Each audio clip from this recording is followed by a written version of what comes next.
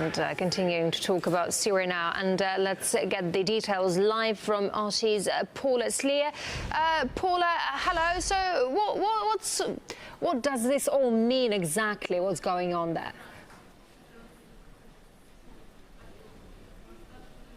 Well, what we do know is that the United States is moving its naval forces closer to Syria. All of this coming ahead of a possible mulling over by the American President Barack Obama over whether or not to use military action inside that country.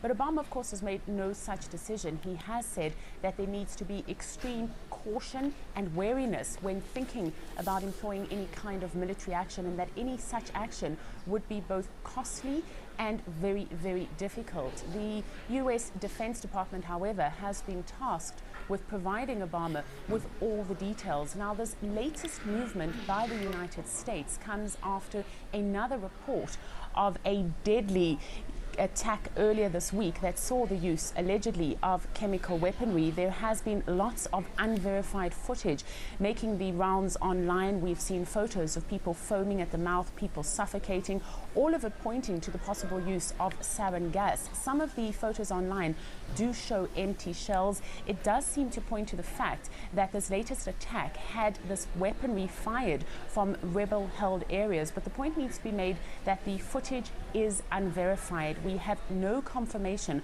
of when this footage was taken, who took it, or indeed precisely where it took place. But at the same time, Syrian state television is reporting that Syrian soldiers, after entering tunnels that were used by rebel fighters inside Damascus, emerged suffocating, that ambulances had to be sent to the scene, and at the same time they did find chemical agents inside those tunnels.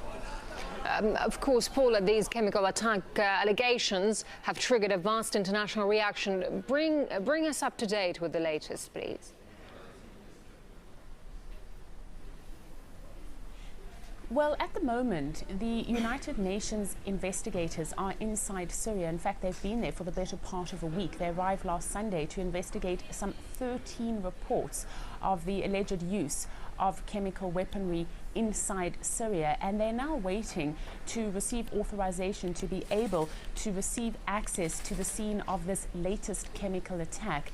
This attack did happen earlier this week. The reports we've been receiving are that anywhere between dozens and 1,300 people were killed. Damascus has said that it is giving its maximum cooperation to the UN investigators so that they can carry out their task. And indeed, Russia too has called for this, urging the Syrian government to cooperate. The whole timing, however, of this latest allegation over the use of chemical weaponry being purported to be done by the Syrian government is particularly interesting. I mean, we've heard from the Russian government that it's casting doubts over claims that Damascus was indeed behind this latest attack, saying that it suspects that the evidence might be being used to frame the Syrian government. A Russian Foreign Ministry spokesperson did say that they were getting new evidence that these claims were of a provocative nature, and that the reports that have been circulating on the internet, that these accusations that Damascus indeed carried out this attack, in fact, were posted several hours before the so-called attack actually happened. So, of course, there are a lot of question marks over what indeed transpired earlier this week.